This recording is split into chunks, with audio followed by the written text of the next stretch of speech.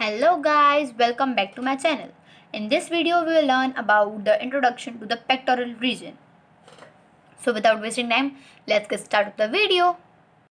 So guys, हमें सबसे पहले इसके पढ़ने हैं लैंडमार्क्स जो हमें इस रीजन को पढ़ने में हेल्प करेंगे, राइट। सो पहले हम आते हैं इसके मेन लैंडमार्क को जो है हमारा स्टर्नम। स्टर्नम में जब हम आएंगे तो स्टर्नम में हम लोग 3 पार्ट्स में इसको डिवाइड करते हैं। जो the first one is manubrium sterni, जो मैंने यहाँ पे लिखा हुआ है, आप लोग देख सकते हैं ये पार्ट। उसके अलावा जो ये होता है, ये चीज़ है इसकी बॉडी, और जो लास्ट टिप पे है ये है इसका ज़ाइफॉइड प्रोसेस, ठीक है। तो ये 3 पार्ट हो गए। हम लोग इसके आराम से यूजेस भी पढ़ेंगे कि कहाँ पे हम लोगों को हेल्प कर रहा है पढ़ने में पेक्टोरल रीजन। पेक्टोरल रीजन का मसल्स मैं आपको बता चुकी हूँ ऑलरेडी हमारी वीडियो में। आप लोग वो वीडियो देख सकते हैं मेरी, जिसमें मैंने आपको बता दी है मसल्स। अब हम आते हैं इसकी डिस्क्रिप्शन पे, ठीक है। तो अब यहाँ पे हम लोग देखेंगे कि जो हमारी फर्स्ट है, जो इसमें लैंडमार्क है, वो है क्लेविकल, द क्लेविकल, ठीक है।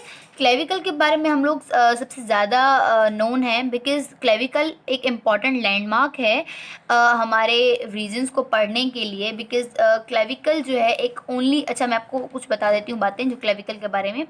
क्लेविकल जो है वो ओनली हॉरिजॉन्टल बोन है हमारी बॉडी में, जो हॉरिजॉन्टली प्लेस्ड है, मतलब कि इस तरह से प्लेस्ड है। बाकी सारी बॉडीज जो हमारी बोन्स होती हैं वो इस तरह से प्लेस्ड होती हैं, वर्टिकली, हॉरिजॉन्टली ऐसे प्लेस्ड है, ठीक है। तो जब आप क्लेविकल को देखेंगे, जैसे क्लेविकल में दूसरा है कि ये कोई भी मेडुलरी कैविटी नहीं होती, ठीक है। और उसके अलावा ये जो बोन है ना, ये कनेक्ट करती है हमारे सारे ट्रंक को हमारी अपर लिम्ब से, ठीक है। तो इसलिए ये एक इम्पॉर्टेंट बोन है पढ़ने के लिए, और ये बहुत इजी बोन है बेसिकली, इतना कुछ इसमें है नहीं, बहुत ज़्यादा सिंप्लीफाइड है। तो गाइज अब ये जो हमारी क्लेविकल है वो एक तरफ से अटैच हो रही है इस मैनिब्रम स्टर्नाई से, और दूसरी तरफ से ये यहाँ पे आप देख सकते हैं अटैच हो रही है acromion process of the scapula से, यहाँ से अटैच हो रही है, ठीक है। तो और अच्छा, एक्रोमियन प्रोसेस से अटैच हो रही है, और यहाँ पे ये एक्रोमियन बेसिकली मीन्स होता है पीक। तो यहाँ पे जो हमारी शोल्डर की पीक है ना, हमें यहाँ पे मिलेगी बेसिकली, ठीक है, जहाँ पे ये अटैच हो रही है इसके साथ। यहाँ पे इसके बाद एक फैसेट होता है जिससे वो अटैच होती है। और ये जो क्लेविकल है ना, ये जो है ना एस शेप्ड होती है, और ये इंटायरली सबक्यूटेनियस होती है, और हम उसको पेल्पेट कर सकते हैं। जहाँ पे अब ये क्लेविकल है ना, वहाँ पे अब 2 फोसास बनते हैं। एक होता है इसके ऊपर वाला फोसा जो होता है सुप्रा क्लेविकुलर फोसा, दूसरा है इंफ्रा क्लेविकुलर फोसा, ठीक है। अब जो इंफ्रा क्लेविकुलर फोसा है, हम लोग उसको एक और भी नाम है, हम लोग बोलते हैं डेल्टो पेक्टोरल ट्रायंगल,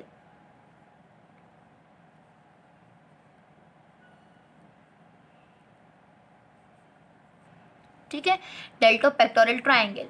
तो एक ट्रायंगल है तो ट्रायंगुलर डिप्रेशन है, ये होती है बिल्कुल मीडियल और लेटरल, जहाँ पे हमारे क्लेविकल का पार्ट जो मिलते हैं, जहाँ पे जंक्शन होता है, जो हमारा एकदम weakest point of the clavicle कहलाता है, वहाँ पे ये हमें मिलती है। तो ये है below the junction of medial and lateral clavicle, ठीक है। तो यहाँ पे हम लोग जहाँ पे जो वीकेस्ट पॉइंट है क्लेविकल का, वहाँ पे ये मिलती है। अब इसकी जो बाउंड्रीज हैं हम लोग देख लेते हैं, थोड़ा सा ओवर रिव्यू हम लोग इसका ले लेते हैं। तो जो है ना मीडियली, इसकी मीडियल साइड पे होती है हमारे पास pectoralis minor muscle, sorry major.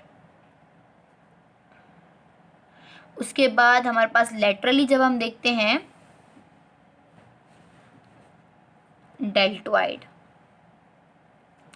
मैं आपको ये बातें क्लियर भी कर दूंगी, बिकॉज ये बातें ही मतलब कि जिसकी जो बाउंड्रीज वगैरह होती हैं, यही याद रखना हम लोगों के लिए बहुत ज़्यादा मुश्किल हो जाता है, बहुत सारी चीज़ें हैं। तो इसलिए मैं आपको ये समझा दूंगी कि कैसे याद करना है। और सुपीरियरली होती है हमारे पास क्लेविकल, आई गेस मैंने स्पेलिंग गलत दिया, बट दैट्स ओके। ठीक है, तो ये हो गया। अब मैं आपको बताती हूँ कि इसको कैसे याद करना है। देखिए गाइस, जो मीडियल साइड पे है हमारे पास, वो बोल रहा है कि पेक्टोरलिस मेजर है। आप लोग पहले इसकी लोकेशन याद रखें कि ये कहाँ पर है। ये है इस जगह पे, ठीक है। हमें पता है कि जो सबसे मेजर मसल है, जैसे हम लोग ग्लूटेल रीजन में, बिकॉज हम लोग वो बोलते हैं ना कि जो हमारी अपर एक्सट्रीमिटी है, लोअर एक्सट्रीमिटी, दोनों सेम ही है। अगर आप लोगों ने एक चीज़ पढ़ ली तो दूसरी चीज़ पढ़ने में और उसको कंपेयर करने में बहुत ईजी होता है। तो आप लोगों ने ग्लूटेल रीजन तो पढ़ा ही होगा। ग्लूटेल रीजन में सबसे जो सुपरफिशियल मसल होता है वो कौन सा होता है? Gluteus Maximus. पेक्टोरल रीजन में जो सबसे सुपरफिशियल मसल है, जो सारे के सारे डीप मसल्स को कवर कर रहा है, वो है हमारे पास पेक्टोरलिस मेजर मसल, ठीक है। तो अब देखिए यहाँ पे जो इस साइड पे होगा ना, वो जो पेक्टोरल मेजर होगा, तो हम लोग इस तरह से याद करते हैं कि इसका जो मीडियली होगा वो होगा पेक्टोरलिस मेजर। अब हम देखते हैं लेटरली। अब आपको पता है कि जो हमारा आर्म है, जो हमारे आर्म के ऊपर वाला, जो शोल्डर के ऊपर वाला सारा जो कॉन्टोर बनता है, जिसको हम लोग देखते भी हैं, तो मतलब मोस्टली बॉयज़ की बॉडी में वो ऐसे कवर नज़र आता है, इस तरह से कुछ, हाँ इस तरह से कुछ नज़र आता है, ठीक है। तो वो क्यों होता है? वो इसलिए होता है कि वो सारा का सारा डेल्टॉइड को दिखाता है, ठीक है।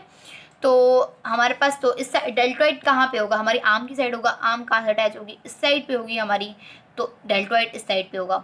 Medially pectorals major, laterally deltoid, ठीक है। सुपीरियरली तो जाहिर सी बात है क्लेविकल होगा, बिकॉज ये इंफ्रा क्लेविकुलर फॉसा है, तो इसके नीचे ही होगा, ठीक है। क्लियर? बहुत ईजी पॉइंट्स थी और हम लोगों ने इसको बहुत ईजी तरीके से पढ़ लिया। तो अब हम आते हैं इसके नेक्स्ट लैंडमार्क पे, जो है हमारे पास कोराकोइड प्रोसेस। कोराकोइड प्रोसेस जो है ना, स्कैपुला का एक पार्ट है, और इसके ऊपर जो है ना, मोस्टली जो एंटीरियर फाइबर्स हैं डेल्टॉइड के, वो इसको कवर करते हैं। हम लोग उसको फील कर सकते हैं, लेकिन बहुत ज़्यादा डीप पल्पेशन पे, सुपरफिशियल ऐसे ही हल्के हल्के पल्पेशन से हम लोग उसको फील नहीं कर सकते। और ये जो है ना, ये हो गया यहाँ पे। और हाँ, एक और चीज़ इसके बारे में याद करने के लिए, जो ये है लेटरल टू इंफ्राक्लेविकुलर फॉसा। बिकॉज आप देखें ना, यहाँ पे हमारे पास इंफ्राक्लेविकुलर फॉसा है, यहाँ पे हमारे पास कोराकोइड प्रोसेस आता है इस तरह से। यहाँ पे एक्रोमियन होता है, यहाँ से कोराकोइड होता है। तो इंफ्राक्लेविकुलर फॉसा के लेटरल साइड पे है। नेक्स्ट है स्केपुला का ही एक दूसरा पार्ट, जो है एक्रोमियन प्रोसेस। एक्रोमियन प्रोसेस जो है ना, हमारी पीक ऑफ शोल्डर बनाता है। फॉर्म पीक ऑफ शोल्डर, ठीक है। तो ये हमारी पीक ऑफ द शोल्डर बनाता है, और मतलब बिल्कुल टॉप पे होता है। जो इसकी पोस्टीरियर एंड होती है, हम लोग उसको बोलते हैं एक्रोमियन एंगल, और जो है ना, वहाँ से कंटिन्यू होता है, एंड देन फिर ये crest of spine of the scapula तक जाता है। तो ये आपको ज़्यादा चीज़ें मेरी स्केपुला की वीडियो में कवर हो जाएंगी, ठीक है। तो हम लोग उसमें सिर्फ लैंडमार्क्स की तरह से ही पढ़ते हैं, तो मतलब ये जो है इसमें पीक ऑफ द शोल्डर बनाता है। उसके बाद हम आते हैं हमारे नेक्स्ट लैंडमार्क पे, जो है हमारे पास जगलर नॉच। अब क्या होता है कि यहाँ पे हमारी जो है ना, दो क्लेविकल्स आपस में बिल्कुल सामने होती हैं। मतलब कि ये मीडियल साइड है, बिकॉज जो हमारे पास हमारा जो मीडियल लाइन है वो यहाँ पे है। तो ये जो है हमारे पास दोनों क्लेविकल्स हैं, मीडियल एंड्स हैं दोनों क्लेविकल्स की। यहाँ पे इसके बीच में एक होता है जगलर नॉच, ठीक है। तो ये है हमारे पास यहाँ पे जगलर नॉच। तो ये जो है ना, हम लोग फील कर सकते हैं, और इसका जो दूसरा नाम है वो है इंटर क्लेविकुलर, बिकॉज ये दो क्लेविकल्स के बीच में है। इंटर क्लेविकुलर, और इसका दूसरा नाम है सुप्रास्टर्नल।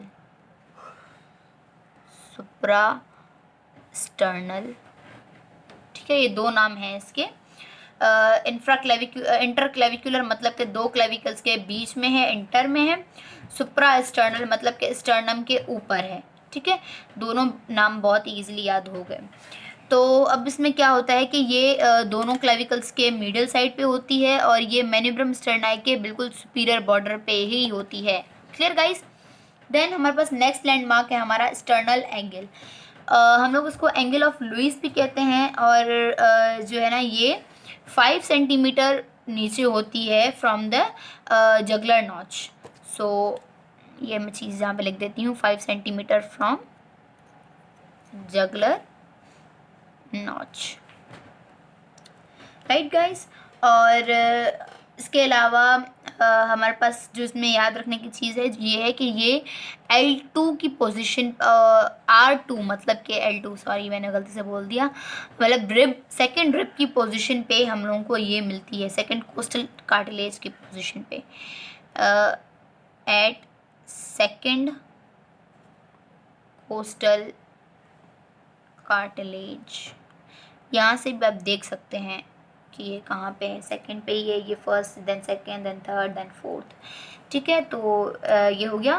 उसके बाद अब हमारे पास एक और हमारे पास लैंडमार्क आता है जो है निपल। निपल जो है ना, इसकी जो पोजीशन है वो वेरी करती रहती है from person to person, and ये मतलब कि मोस्टली डिपेंड करता है कि उसमें कनेक्टिव टिश्यूज़ की क्या साइज़ है, या फिर जैसे प्रेग्नेंट लेडीज़ में उसकी जो है ना हाइट बढ़ भी जाती है because of the increase in the connective tissues, या फिर ओल्डर लेडीज़ में वो बिकॉज फ्लैटेन हो जाते हैं और फ्लैसिड हो जाते हैं बिल्कुल, तो उसकी वजह से जो है ना उसकी जो लोकेशन है वो नीचे आ जाती है, तो ये वेरी करते रहते हैं। बट हम जब एक एवरेज लेडी में देखते हैं, एवरेज एज की लेडी में, तो हम लोग को इसकी जो पोजीशन मिलती है वो मिलती है फोर्थ इंटरकोस्टल स्पेस। यहाँ पे मैंने लिखा हुआ है, ये फोर्थ पे मिलती है, आप यहाँ से देख भी सकते हैं, ये देखें, फोर्थ इंटरकोस्टल स्पेस के पास। ठीक है, तो ये हो गया। उसके अलावा अब हम हमारे पास जो नेक्स्ट हमारा लैंडमार्क है वो है हमारे पास मिड क्लेविकुलर लाइन। अब मिड क्लेविकुलर लाइन, इसके नेम से ही क्लियर है कि ये मिड क्लेविकुलर लाइन मतलब कि क्लेविकल के बीचों बीच में से निकलेगा। ये देखें, ये है हमारे पास मिड क्लेविकुलर लाइन। तो ये जो हमारे पास मिड क्लेविकुलर लाइन है ये हमारे पास बिल्कुल मिडल ऑफ द क्लेविकल से स्टार्ट होती है और up to the tip of the 9th costal cartilage, and then उसको भी पियर्स करके नीचे at the mid inguinal point तक जाती है। मिड इंगुअल पॉइंट मैंने आपको बता दिया है इन द लोअर लिम्ब की वीडियोस में, आप लोग चेक कर सकते हैं। बट वैसे ये होता ये है मिड इंगुइनल पॉइंट के जो है ना एंटीरियर सुपीरियर इलियक स्पाइन और प्यूबिक ट्यूबरिकल के बीच का एक पॉइंट होता है जिसको हम लोग बोलते हैं मिड इंगुइनल पॉइंट। तो from middle of clavicle to 9th costal cartilage and to mid inguinal point। Right guys, ये हो गया। उसके बाद हमारे पास जो हमारा नेक्स्ट लैंडमार्क है वो बचा है हमारे पास हमारा एपिगैस्ट्रिक फोसा। अब एपिगैस्ट्रिक फोसा क्या है, हमारे पास ये एक फोसा होता है। फोसा मीन्स है कि एक डिप्रेशन। ठीक है, तो ये हमारे पास एक डिप्रेशन होती है जो हमारे पास इंफ्रास्टर्नल एंगल के पास होती है। ठीक है, तो अब हमारे पास सुप्रा एक्सटर्नल एंगल यहाँ पे बनती है, इंफ्रा ज़ाहिर सी बात नीचे ही बनेगी तो उसके पास होती है, और हम इसको ये भी बोल सकते हैं कि ये पिट ऑफ द स्टमक है।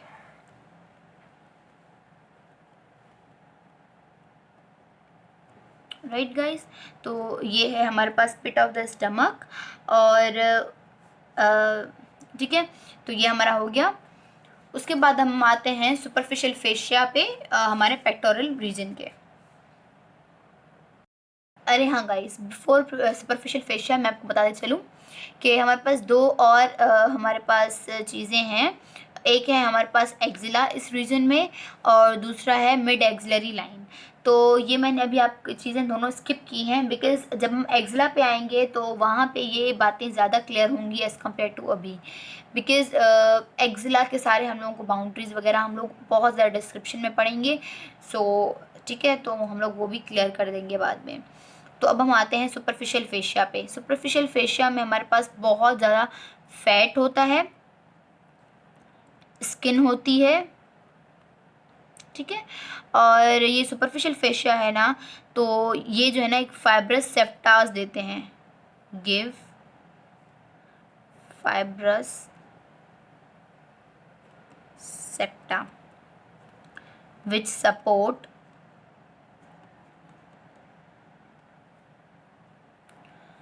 the lobes of gland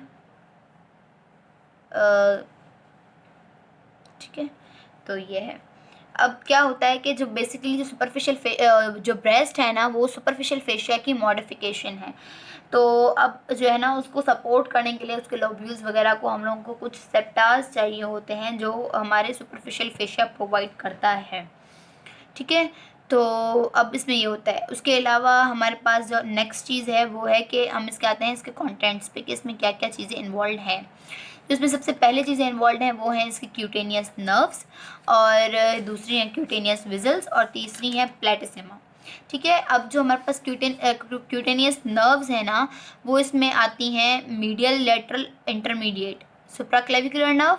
ठीक है, एक ये नर्व है, और दूसरी है anterior and lateral cutaneous nerve of the second to the sixth intercostal nerve. तो अब जब इसमें हमारे पास पहली है medial lateral intermediate supraclavicular nerve, ये जो है ना हमारी ब्रांचेज हैं सर्वाइकल प्लेक्सस की। तो इनकी रूट वैल्यू है बेसिकली C3 C4। यहाँ पे मैं यहाँ पे लिख देती हूँ C3 एंड C4। ठीक है, और ये जो है ना सप्लाई करती हैं हमारे upper half of the deltoid को।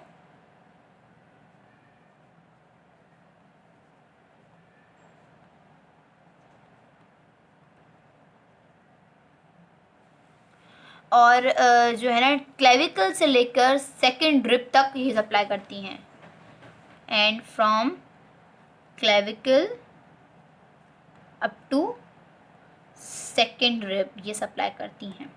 उसके बाद हम आते हैं एंटीरियर लेटरल क्यूटेनियस ब्रांचेस पे। Second to six intercostal nerves हैं। ये जो है ना हमारे पास सारा जो सेकेंड ड्रिप से लेके नीचे तक का जो सारा पार्ट होता है, उनको सप्लाई करने वाली ये सारी नर्व्स हैं। ठीक है, तो ये जो है ना बेसिकली सारे फ्लोर ऑफ द एक्जिला और जो सारा हमारे पास मीडियल साइड है हमारे आर्म की, वो सब कुछ ये सप्लाई करती हैं। तो ये हम लोग लिख देते हैं supply floor of axilla and medial half of arm. ठीक है, तो हो गया। उसके बाद हम आते हैं अच्छा हाँ, एक और बात मैं आपको बताते चलूँ कि जो हमारे पास हमारा जो अपर आर्म है ना, वो मोस्टली सप्लाई होता है by the C5 C8 to the T1। जो हमारे पास ब्रेकियल प्लेक्सिस है उसका ही रूट वैल्यू है ये सप्लाई अपर लिम्ब। ठीक है, तो हो गया। उसके बाद हमारे पास आता है क्यूटेनियस विजल्स। ये जो है ना हमारे पास बहुत छोटी छोटी विजल्स होती हैं, और मतलब कि ये जो है ना हमारे पास इनमें दो तरह की हमारे पास आती हैं क्यूटेनियस विजल्स में। पहली है हमारे पास इंटरनल थोरेसिक आर्टरी, और उसकी भी परफोरेटिंग ब्रांचेस। तो इसमें पहली हैं परफोरेटिंग ब्रांचेस ऑफ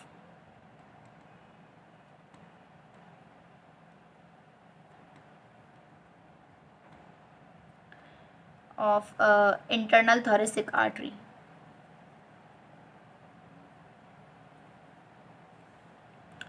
ठीक है, उसके अलावा जो सेकंड पे है हमारे पास वो है हमारे पास lateral cutaneous branches of the lateral cutaneous branches of posterior intercostal arteries.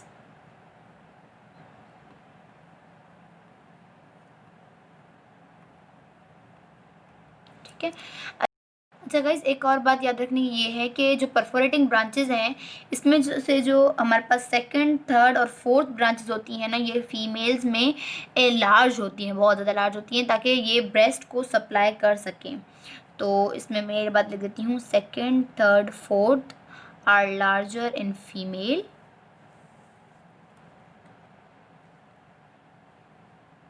To supply breast. ठीक है गाइस, अब देन हम आते हैं इसके प्लेटिसिमा पे। अब जो प्लेटिसिमा है ना बेसिकली वो एक शीट है सबक्यूटेनियस मसल की। तो जो इसके फाइबर्स हैं ना वो अराइज होते हैं डीप फेशिया में से, जो पेक्टोरलिस मेजर को कवर कर रहा होता है। उसके बाद ये मूव करते हैं अपवर्ड डायरेक्शन में एंड देन मीडियली भी इसको कवर करते हैं और फिर वो जाके हमारे ऊपर जाते हैं, ऊपर ऊपर बिकॉज वो अपवर्ड जा रहे हैं तो वो जाके मैंडिबल में जो स्किन है ना उसमें जाके इंसर्ट हो जाते हैं पोस्टीरियर साइड पे फेस के। अब ये जो है ना सप्लाई होता है by the facial nerves, because जहाँ पे वो एंडिंग कर रहा है वहाँ पे तो मैंडिबल की साइड पे कर रहा है तो वहाँ की ही नर्व्स, फेशियल नर्व्स हैं, वो उसको सप्लाई करेंगी। अब ये होता है कि जब हम लोग नेक को मतलब कि हम अपना माउथ ओपन करते हैं तो हम लोगों को कुछ रिंकल्स नज़र आते हैं स्किन के, वो भी इस प्लेटिसमा की वजह से ही होते हैं। और बेसिकली ये प्लेटिसमा क्यों होता है, ये जो हमारे पास एक्सटर्नल जगुलर वीन है हमारे पास, जो हमारी सबसे मेन वीन है हमारी बॉडी की, जो सारा का सारा लिम्फ वगैरह भी जो ड्रेन होता है वो इसी में होता है, उसको ये हार्ट तक पहुंचाती है। तो उसको प्रोटेक्ट करने के लिए, बिकॉज वो यहाँ पे प्रेजेंट होती है हमारे नेक की साइड पे, उसको प्रोटेक्ट करने के लिए प्रेजेंट होता है ये। ठीक है, तो ये मैं बात लिख देती हूँ। ये एक थिन ब्रॉड शीट है, शीट ऑफ सबक्यूटेनियस मसल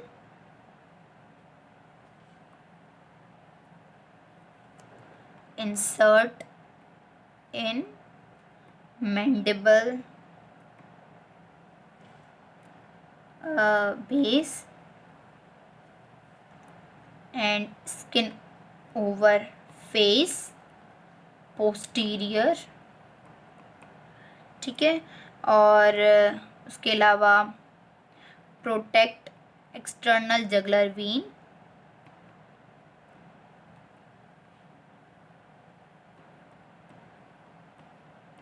ठीक है, और जो बाकी नेक में क्रीसेस वगैरह आते हैं, जो फोल्ड्स आते हैं ना, वो भी इसी की वजह से होते हैं।